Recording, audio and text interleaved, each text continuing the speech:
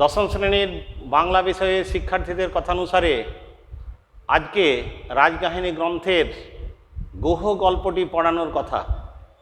আজকে আমি তোমাদের এই গুহ গল্পটা পড়াবো। এর আগে শিলাদিত্য গল্পটা ভালো করে পড়িয়েছি, ভালো করে বুঝিয়েছি। ছেলেরা লাইভ ক্লাসে অনেক প্রশ্ন করেছে, আমি তার উত্তর দিয়েছি। আবার প্রশ্ন উত্তর লিখে পিডিএফে পাঠাবো আগামীকাল। আজকে এই গুহ গল্পটা পড়ানোর আগে কেন আদিত্য নামটা যুক্ত হয়নি, বাকিগুলো সব আদিত্য নাম পাবো আমরা পরপর। আদিত্য মানে সূর্যদেব, শিলাদিত্য যার নিয়ে গল্পের শুরু, তারপরে গুহ, তারপরে আবার আদিত্য শুরু, বাপ্পাদিত্য, তারপরে নাগাদিত্য, তারপরে চলে এলো সিংহ, ভীম সিংহ, লক্ষণ সিংহ, তারপর আবার আদিত্য। মাঝখানে এই গুহ, এটা অনেক দিনের 16 বছরের গ্যাপ। আমরা দেখব গুহ নামকরণের পিছনে, আমি একটু পরে বলবো কেন নামকরণ দেওয়া হলো। এর আগের ঘটনা বলি, যখন আমরা শিলাদিত্য গল্প পড়িয়েছিলাম তখন শেষ দিকটা খুব দুঃখজনক ঘটনা। কারণ সূর্যদেবের উপাসক ছিলেন শিলাদিত্য, আমরা জানি, যার আগের নাম ছিল গায়েব, তার মা সুভাগার নাম দেওয়া ছিল।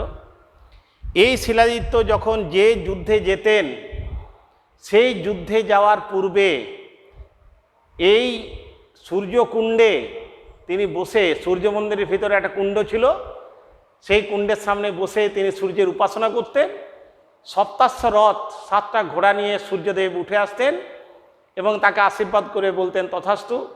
সুতরাং এই সূর্য উপাসনা করার পর সূর্যের আশীর্বাদ নিয়ে, সূর্যের কৃপা পেয়ে তিনি যে যুদ্ধে গেছেন সেই যুদ্ধেই জয় ছিল সুনিশ্চিত। তাহলে প্রশ্ন হবে, তিনি মারা গেলেন কেন? কথাটা বলছি।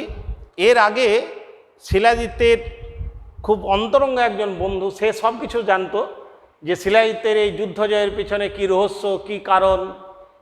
এই সপ্তাশ্বরথ উঠে আসে, সপ্তাশ্বরথ উঠে আসার ফলেই সূর্যদেবের কৃপায় যে যুদ্ধে গিয়েছেন সেই যুদ্ধে শিলাদিত্য জয়ী হয়েছে। ওই যে তার খুব ঘনিষ্ঠ একজন, সে চক্রান্ত করে কি করলো, যে পবিত্র হিন্দু মন্দিরটাকে অপবিত্র করার জন্যে ওই সূর্যকুণ্ডে যেখান থেকে সপ্তাশ্বরথ উঠে আসতো সেইটাতে গরুর রক্ত মিশিয়ে দিয়েছিলেন, গো রক্ত, ভগবতী গরু। এইটা দেওয়ার পরে সূর্যদেব আর সেখানে এলেন না। সূর্যদেব একেবারে ওখান থেকে অদৃশ্য হয়ে গেলেন, কারণ মন্দিরটা অপবিত্র হয়ে গেল এই গল্পানুসারে। তারপরে বল্লভীপুর আক্রমণ করেছে শ্যামনগর থেকে আসা যবন জাতি, যবন নামে পারদ দস্যু দল। এই খবরটা পাওয়ার পর শিলাদিত্য বললেন, ও ওরা আক্রমণ করেছে বল্লভীপুর, ঠিক আছে, আমি যুদ্ধে যাব। যুদ্ধে যাওয়ার আগে প্রতিবারের মতোই তিনি এবারও কি করেছেন, ওই সূর্যকুণ্ডে গিয়ে উপাসনা করেছেন। কিন্তু 1 বার 2 বার 3 বার 4 বার 5 বার করার পরেও ওই যে কুণ্ডের জল স্থির রইল, সপ্তাশ্বরথ উঠে আসা তো দূরের কথা, কিছুই হলো না। তিনি একটু মর্মাহত হলেন। ঘটনাটা তো জানেন না যে কি হয়েছে, এর আগের কাহিনী। তিনি এইভাবে যুদ্ধে গেলেন, আর সেই যুদ্ধেই তার শেষ যুদ্ধ। যবন জাতির হাতে শিলাদিত্য মারা গেলেন, যবন জাতির সাথে যুদ্ধে মারা গেলেন শিলাদিত্য। এইটা যে শিলাদিত্য গল্পের শেষ লাইন। আমরা আজ পড়াবো গুহ। এই শিলাদিত্য বিয়ে করেছিলেন চন্দ্রাবতীর রাজকন্যা পুষ্পবতীকে, নামটা লিখেছি। চন্দ্রাবতী নগরের রাজকন্যার নাম হচ্ছে পুষ্পবতী। এখানে পুষ্পবতীর বাবার নাম দেওয়া নেই, তিনি আগেই গত হয়েছেন। পুষ্পবতীর মা রয়েছেন, তার নাম হচ্ছে চন্দ্রাবতী। এই চন্দ্রাবতী রাজকন্যা পুষ্পবতী, এই পুষ্পবতীর সাথে বিয়ে হয়েছিল শিলাদিত্যের।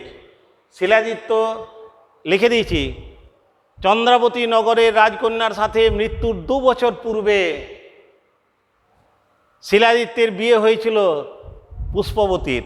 এই যে চন্দ্রাবতী নগরের রাজকন্যার নাম হচ্ছে পুষ্পবতী, বিয়ে করেছিলেন 2 বছর আগে। এখন পুষ্পবতীর সন্তান সম্ভবা, তার সন্তান হবে। সেই জন্যেই শিলাদিত্য কী করলেন, পুষ্পবতীর মায়ের কাছে অর্থাৎ চন্দ্রাবতীর কাছে পুষ্পবতীকে রেখে গেলেন। উদ্দেশ্য কী ছিল? যে সন্তান পুষ্পবতী নির্বিঘ্নে হয়ে যাক, তারপর বল্লভীপুরে আমরা ফিরে যাব, এই উদ্দেশ্য ছিল শিলাদিত্যের। কিন্তু যখন পুষ্পবতী চন্দ্রাবতী নগরের রাজকন্যা সেইখানে আছেন সন্তান সম্ভবা, সেই সময় বল্লভীপুরে গেলেন বল্লভীপুরকে রক্ষা করার জন্যে শিলাদিত্য। শিলাদিত্য সেই যুদ্ধে মারা গেছেন, এই খবরটা তখনও পুষ্পবতী পাননি। তার আগে তিনি কি করলেন, যে প্রতিবার তো যুদ্ধে শিলাদিত্য জয়ী হয়, এবারও তার ব্যতিক্রম হবে না। সেই জন্য তিনি তাকে পুরস্কার দেওয়ার জন্যে, তাকে পারিতোষিক দেওয়ার জন্যে, তাকে খুশি করার জন্যে রাজাকে অর্থাৎ শিলাদিত্যকে, তার স্বামীকে উপঢৌকন দেওয়ার জন্যে তিনি একটা রূপোর চাদরে কাপড়ে কি করলেন, সরু ছুঁচ দিয়ে অত্যন্ত মিহি দিয়ে একটা পাগড়ি তৈরি করলেন, উন্নত মানের, লিখে দিয়েছি। এই যে পাগড়ি বানিয়েছিলেন, শুধু দুটো, পুরো পাগড়িটা তৈরি হয়ে গেছিল। সেই পাগড়িটা রাজা যখন যুদ্ধে জয় করে আসবেন, চন্দ্রাবতীতে আসা মাত্রই তিনি তাকে পাগড়িটা মাথায় পরিয়ে দেবেন। এটা যে খুব উন্নত মানের রূপোর চাদরে তৈরি। বাকি কোনটা ছিল? বাকি ছিল সূর্যমূর্তির নিচে শিলাদিত্যের নামটি লিখতে। পুরো চাদরটাই তৈরি হয়ে, পুরো পাগড়িটা তৈরি হয়ে গেছিল রূপোর চাদরে, শুধু দুটো জিনিস লেখা বাকি ছিল, সূর্যমূর্তি, তার নিচে শিলাদিত্যের নাম। এইটা হয়নি। যখন তিনি ওই রূপোর চাদরে সরু ছুঁচ দিয়ে যিনি ওই শিলাদিত্যের নামটা লিখতে যাবেন, তখন একটা অঘটন ঘটল। কি হলো? পুরো পাগড়িটা করার সময় তার কিছুই হয়নি, এই শিলাদিত্যের নামটা লেখার সময়েই তার ওই নরম আঙুলে ওই ছুঁচ, ধারালো ছুঁচটা বিঁধে গেল, রক্ত বেরিয়ে গেল ওঝর ধারায়, পুরো পাগড়িটা রক্তাক্ত হয়ে গেল। সাদা রঙের ধপধপে রূপোর রঙের পাগড়ি মুহূর্তের মধ্যে তিনি রক্তের দিকে তাকিয়ে দেখলেন, মনে ভাবলেন বোধ হয় আজ আমার কিছু অকল্যাণ হবে, আর কিছু অশুভ সংকেত, কিছু অমঙ্গল হবে। এটা আমরা অনেকেই মনে করি, সংসার জীবনে এটা অনেকেই মনে করেন। এর কিছুক্ষণ পরেই পুষ্পবতী খবর পেলেন কোনো রাজদূতের মাধ্যমে যে শিলাদিত্য পৃথিবীতে আর নেই, শিলাদিত্য মারা গেছেন। তখন তিনি কী করবেন? সন্তান সম্ভবা, বাড়িতে থাকতে পারবেন না, তখন সতীদাহ ছিল, আমরা জানি। লাইনটা দেখব। এই যে চলে এলেন মনের দুঃখে, মনের ক্ষোভে বেরিয়ে পড়লেন, সাথে ছিল মাত্র 80 জন রাজপুত সৈনিক। 80 জন রাজপুত সৈনিকের প্রহরায়, পাহারাতে তিনি চলে এলেন। এইখানে দেখে নাও কি লিখেছি। এইখানে চন্দ্রাবতী, যেখানে পুষ্পবতী এখন রয়েছেন, শিলাদিত্যের শ্বশুরবাড়ি চন্দ্রাবতী নগর, এইদিকে বল্লভীপুর যেখানে শিলাদিত্য থাকতেন, যেখানে যুদ্ধ হচ্ছে, বল্লভীপুরকে রক্ষা করার জন্য তিনি গেছেন, সেই বল্লভীপুরের যুদ্ধক্ষেত্রেই শিলাদিত্যের প্রাণ গেছে। এই তার মাঝখানে একদম উপরে মালিয়া পাহাড়, যেখানে আমরা একটু পরে পাবো মান্ডলিক, যিনি গোহের আশ্রয়দাতা। এই যে পুষ্পবতীর ছেলে, শিলাদিত্যের ছেলে গোহ, গোহকে আশ্রয় দিয়েছিল। গোহ হচ্ছে ভিলদের রাজা, পাহাড়ের উপরে থাকেন, একটু পরে আসছি। আর নিচে আছে বীরনগর, যেখানে শান্ত শিষ্ট ব্রাহ্মণেরা বসবাস করেন। এই বীরনগর গ্রামেই ব্রাহ্মণী কমলাবতীর বাড়িতে লালিত পালিত হয়েছিলেন ছোটবেলায় গোহ। গল্পে আসবো, গল্পটা পড়াবো, ভালো করে শুনো কি বলছি। এগুলো লিখে নিতে হবে, শুধু মুখে বললে শুনলে হবে না। শিলাদিত্যের নামটি লিখতে বাকি ছিল। শিলাদিত্যের মৃত্যুর খবর পাওয়ার পরেই পুষ্পবতী 80 জন রাজপুত সৈনিকের প্রহরায় বেরিয়ে পড়লেন। কোথায় যাবেন? বল্লভীপুরে যাচ্ছেন। কিন্তু মাঝখানে থমকে গেলেন, কারণ সন্তান সম্ভবা, আমি আগেই বলেছি। এখন তিনি কি করলেন? সন্তানের জন্ম দিতে হবে। একটা এই মালিয়া পাহাড়, এই যে মালিয়া পাহাড়ের গভীর গুহায়, অন্ধকারে ক্যাব গুহাতে তিনি ঢুকলেন। বাইরে 80 জন শিলাদিত্যের রাজভক্ত, পুষ্পবতীর রাজভক্ত যারা সৈনিক, রাজপুত সৈনিক, তারা প্রহরী হিসেবে রইল, প্রহরী গার্ড দিয়ে রইলেন। এই অন্ধকার গুহাতেই জন্ম দিলেন এক পুত্র সন্তানের, লিখে দিয়েছি, মালিয়া পাহাড়ের গুহায় এক পুত্র সন্তানের জন্ম দিলেন পুষ্পবতী, নাম হলো গোহ। গোহ জন্মাবার পর তার বাবাকে দেখতে পায়নি, কারণ তার বাবা তার আগেই মারা গেছেন। আর নবজাতক শিশু এক ঝলক ছোট্ট চোখ নিয়ে তার মাকে হয়তো এক ঝলক দেখেছে, তারপরে আর দেখতে পায়নি। আমরা পড়াবো এরপরেই। তখন তারপরে কি করলেন, এরপরে এটা হচ্ছে গল্পের প্রথম পর্ব। শিলাজিতের মৃত্যুর পর পুষ্পবতী কিভাবে গোহের জন্ম দিয়েছিলেন, গল্পের প্রথম পর্ব, খুব ইম্পর্টেন্ট। গোহের জন্ম কাহিনী পরীক্ষায় আসার খুব বেশি সম্ভাবনা, বোর্ড পরীক্ষাতে প্রায়ই প্রশ্নটা দেন, সুতরাং এটা ভালো করে আমরা গল্পের মতো পর পর মনে রাখব। শিলাদিত্য যমন জাতির হাতে প্রাণ দিলেন, সেই সময় পুষ্পবতী ছিলেন চন্দ্রাবতী নগরে তার মায়ের কাছে। শিলাজিতের ইচ্ছা ছিল সন্তান হয়ে যাওয়ার পরে তার স্ত্রীকে সন্তান সমেত তিনি নিয়ে যাবেন বল্লভীপুরে, কিন্তু সে আশা পূর্ণ হলো না। রূপোর চাদর এটা তৈরি করেছেন, কিন্তু সেটা আর পরানো হলো না, কারণ অশুভ লক্ষণ, শিলাজিতের মৃত্যু সংবাদ। তারপরে এই গোহকে জন্ম দিলেন, এটা হচ্ছে প্রথম পর্ব। এরপর দ্বিতীয় পর্ব, কমলাবতী বীরনগর গ্রাম থেকে একটা ব্রাহ্মণী কমলাবতীকে ডেকে পাঠালেন পুষ্পবতী, ডেকে পাঠিয়ে বললেন, এই সময় শেষ বেলায় আমি আর তোমাকে কি বলবো, তোমাকে একটা দায়িত্ব দিচ্ছি, আমার এই নবজাতক শিশুটিকে গোহকে তুমি নিজের সন্তানের মতো লালন পালন করবে, আর এক মুঠো আমার জ্বলন্ত চিতায় পর, আমি তো এরপর চিতাতে যাব সহমর, আমার আর বেঁচে থাকার ইচ্ছে নেই, আমি বিধবা হয়েছি, আর বাপের বাড়ি মায়ের কাছেও ফিরে যাব না, আর কোথাও যাব না, এইখানে আমার শেষ। সুতরাং আমার চিতাভস্যের পর, আমার অগ্নিদগ্ধের পর, আমার শেষ ক্রিয়ার পর, অন্ত্যেষ্টি ক্রিয়ার পর তুমি এক মুঠো ছাই কাশীর ঘাটে, গঙ্গার ঘাটে ফেলে দিও, যাতে আমাকে আর আগামী জন্মে বিধবা হতে না হয়। এটা লোকপ্রবাদ, এটা আমরা জানি, এটা অনেকে বিশ্বাস করে। এই দুটো দায়িত্ব দিলেন পুষ্পবতী কাকে, বীরনগরের ব্রাহ্মণী কমলাবতীকে। এই কমলাবতী এক মুঠো ছাই আর গোহকে নিয়ে গেলেন বীরনগর গ্রামে। এই বীরনগর গ্রামেই গোহ লালিত পালিত হবে। অন্যরা কি ভাববে যে গোহ হচ্ছে ব্রাহ্মণের সন্তান, যেহেতু ব্রাহ্মণ বাড়িতে আছেন, তার মায়ের খবর নেই, বাবার খবর নেই, কেউ জানে না, আমরা পরে আসছি। এইটা ছকটা ভালো করে মনে রাখতে হবে, ভৌগোলিক সীমানাটা। একদম বাঁ পাশে চন্দ্রাবতী নগর, একদম ডান পাশে বল্লভীপুর, যেখানে শিলাজিত্য মারা গেছেন যমন জাতির হাতে, আর এই পাশে একদম উপরে মালিয়া পাহাড়, যেখানে ভিল রাজ মান্ডলিক রাজত্ব করতেন ভিলদের নিয়ে। ভিল, কোল ভিল, সাঁওতাল, মুন্ডা, ওই ভিল উপজাতি। আর নিচে শান্তশিষ্ট ব্রাহ্মণের বাস, বীরনগর গ্রাম। এটা খুব ভালো করে ছবির মতো মনে রাখবো। দ্বিতীয় পর্বে কি আসছে, এই কমলাবতীর হাতে, কমলাবতীর ব্রাহ্মণী কমলাবতীর হাতে কি করলেন, গোহকে সমর্পণ করলেন। সমর্পণ করে বললেন, কে বলছে, পুষ্পবতী, গোহকে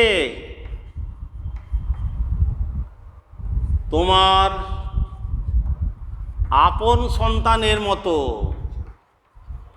নিজের ছেলেকে যেমন মা দেখে সন্তানের মতো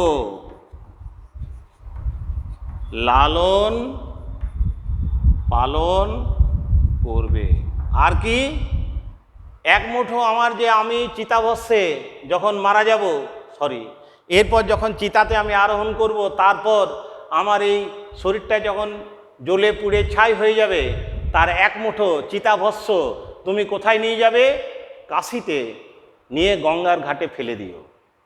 দশাশ্বমেধ ঘাট, মণিকর্ণিকার ঘাট, কাশী, বেনারস, ওইখানে ফেলে, যেন উদ্দেশ্য কি, আমাকে এই বৈধব্য যন্ত্রণা যেন আর ভোগ করতে না হয়।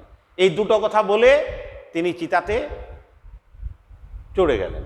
এরপর এটা হচ্ছে গল্পের দ্বিতীয় পর্ব। কি হচ্ছে, গোহ এবারে কোথায় রইল? গোহ বড় হতে লাগলো কোথায়? বীরনগরে।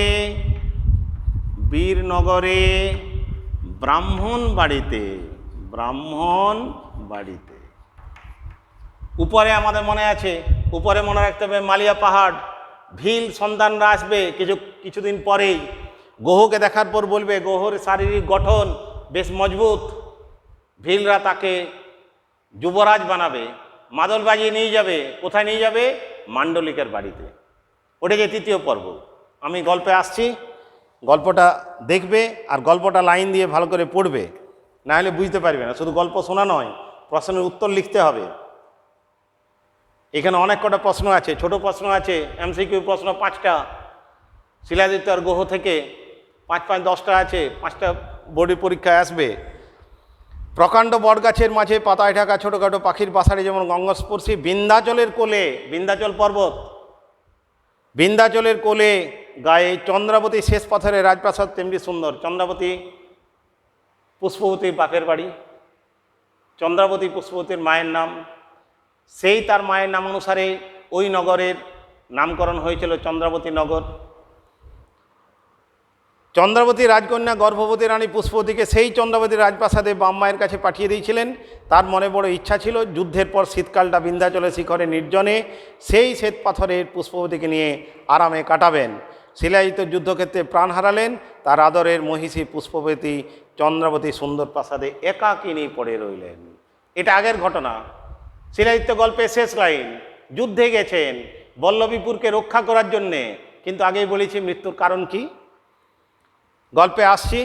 তারপর এই সময় যখন শিলাজিৎ নেই, যুদ্ধে গেছেন, সেই ফাঁকে সেই অবসর সময়ে পুষ্পবতী কি করলেন? একটা পাগড়ি তৈরি করলেন। একটু আগে বললাম, পাগড়িটা তৈরি করেছেন রূপোর চাদরে, খুব মিহি, খুব উন্নত মানের, সব সূক্ষ্ম ছুঁচ দিয়ে নিডিল কি করবেন তিনি ওটা তৈরি করেছেন। তৈরি করে পুষ্পবতী এখানে ওখানে সব কিছু, শুধু দুটো জিনিস বাকি আছে, লাইনটা দেখো। এইখানে একটা প্রশ্ন আছে, আমি প্রশ্নটা পড়াচ্ছি। এই সময় তিনি অনেকেই, যারা ভৃত্য, যারা অনুচর, রাজপুরোহিত, তাদেরকে অনেক কিছু সোনা রূপো দান করেছেন। কী জন্যে? যে যুদ্ধক্ষেত্রে গেছেন, যুদ্ধে গেছেন শিলাজিৎ, তার মঙ্গল কামনায়, সে যাতে যুদ্ধ থেকে নিশ্চিন্তে ফিরে আসতে পারে। এরপর হে মা চামুণ্ডে, তাদের যে কুলদেবী, আমরা একটু পরে পাবো, মা কালীর একটা রূপ।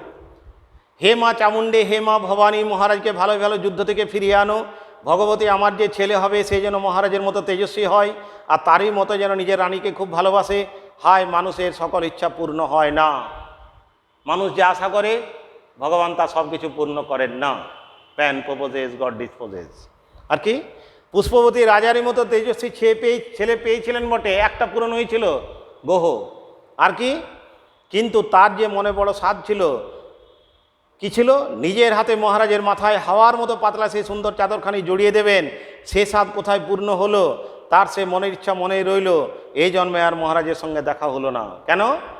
খবর পেয়েছেন যুদ্ধক্ষেত্রে বল্লভীপুরে যবন জাতির সাথে যুদ্ধক্ষেত্রে মারা গেছেন শিলাজিৎ। যেদিন বল্লভীপুরে শিলাজিৎ যুদ্ধে প্রাণ দিলেন, সেই দিন চন্দ্রাবতীর রাজপ্রাসাদে রানী পুষ্পবতী মায়ের কাছে রূপোর চাদর ছুঁচের কাজ করছিলেন। কোনটা বাকি ছিল? শিলাজিতের নামটি লিখতে বাকি ছিল। কোথায়? সূর্যমূর্তির নিচে। পুষ্পবতী যত্ন করে নিজের কালো চুলের চেয়ে, মেয়ে আগুনের চেয়ে উজ্জ্বল, এখানের উপর যে যেমনি ফুট দেবেন তেমনি কী করলেন? আগের ঘটনাটা বলেছি, আঙুলের ছুঁচটা ফুটে যাবে, রক্তাক্ত হয়ে যাবে, চাদরটা লাল হয়ে যাবে, মনে মনে ভাববেন অশুভ সংকেত। আর কি, সেই রক্তের দিকে চেয়ে পুষ্পবতীর প্রাণ কেন্দ্রে উঠল। তিনি ছলছল চোখে তিনি বললেন, মা, আমি আর এখানে থাকবো না। মনে হচ্ছে বল্লভীপুরে যেখানে আমার স্বামী যুদ্ধে গেছেন, অর্থাৎ শিলাজিৎ, না বুঝি কোনো অঘটন ঘটলো, অশুভ সংকেত, আমি এক্ষুনি বেরিয়ে যাব। কিন্তু সন্তান সম্ভবা, বল্লভীপুরে পৌঁছানোর আগেই সন্তানের জন্ম দিতে হবে। আশ্রয় নিলেন কোথায়? মালিয়া পাহাড়ের নিচে পাথরের গুহায়। পুষ্প দিলেন না না মা। সেদিন সন্ধ্যাবেলা বল্লভপুরে 80 জন রাজপুত বীর, আমি আগে লিখে দিয়েছিলাম, 2টো উটের কম্বল, শীতের জায়গা, চন্দ্রাবতী সেই বল্লভীপুর যেতে প্রকাণ্ড মরুভূমি পার হতে মালিয়া পাহাড়ের নিচে বীরনগর পর্যন্ত চন্দ্রাবতীর পাকা রাস্তা। ম্যাপটা আগে লিখে দিয়েছিলাম উপরে, ওটা মনে রাখবে। একদম উপরে মালিয়া পাহাড়, একদম নিচে বীরনগর, ডান সাইডে বল্লভীপুর, বাঁ সাইডে চন্দ্রাবতী। এই যে ঘটনাটা, এটা তুমি দেখবে। চন্দ্রাবতীর অনেক দিন গুহকে রাজপুতের সঙ্গে, এরপর কি করলেন? এই বিধবার বেশ ধরে শিলাজিতের আদরে মহিষী পুষ্পবতী সন্ন্যাসীর মতো সেই মালিয়া পাহাড়ের প্রকাণ্ড গহ্বরে আশ্রয় নিলেন। মরুপারে 10 মাস 10 দিন পূর্ণ হলে সন্ন্যাসিনী কোলে, রানীর কোলে অন্ধকার গুহায় রাজপুত্রের জন্ম হলো। রাজপুত্র কেন? যদি শিলাজিত রাজা ছিল, রাজার ছেলেকে রাজপুত্র বলবে, নাম হইল গোহ। এটা গল্পের প্রথম পর্ব। দ্বিতীয় পর্বটা কি? এরপর একটু আগে বলেছিলাম, ব্রাহ্মণী কমলাবতীকে বীরনগর থেকে ডেকে পাঠাবেন পুষ্পবতী, গোহকে সমর্পণ করবেন, আর একটা বলবেন যে আমার চিতার এক মুঠো ছাই ভস্য নিয়ে কাশীর গঙ্গাতে ফেলে দিও, যাতে আমাকে আর এর পরের বারে কখনোই এই বিধবা হয়ে থাকতে না হয়, বিধবা যন্ত্রণা ভোগ করতে না হয়। লাইনটা দেখো। চন্দ্রাবতী রাজরানী অনেকবার গোহকে চন্দ্রাবতী নিয়ে যেতে চেয়েছিলেন, কিন্তু তার মা অনেকবার বলেছিল চল আমার বাড়িতে থাকবে, কিন্তু হয়নি। আমাদের মহারানী আমাদের হাতে, গোহ সে বীরনগরে কমলাবতী ঘরে মানুষ হতে লাগলেন। এরপর গল্পের দ্বিতীয় পর্ব শুরু। কি হলো? মালিয়া পাহাড়ের নিচে বীরনগর, 28 পাতা, গল্পের তৃতীয়। খুব সুন্দর গল্প, বীরনগর। আমি আগেই বলেছি যে বীরনগরে ছোটোবেলায় লালিত পালিত হয়েছিলেন ব্রাহ্মণের বাড়িতে, গোহ কমলাবতীর বাড়িতে, যেখানে যত শিষ্ট শান্ত নিরীহ ব্রাহ্মণের বাস। আর পাহাড়ের উপরে যেখানে বাঘ ডেকে বেড়ায়, হরিণ চড়ে বেড়ায়, অন্ধকারে সাপের গর্জন, দিনরাত ঝর্নার শব্দ।